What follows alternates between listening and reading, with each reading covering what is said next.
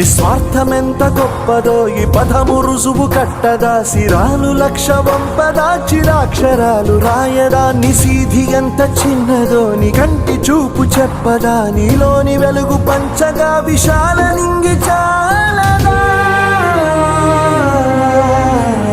మనుష్యులందు నీ కథ మహర్షిలాగా సాగదా, మనుష్యులందు నీ కథ మహర్షిలాగా సాగదా.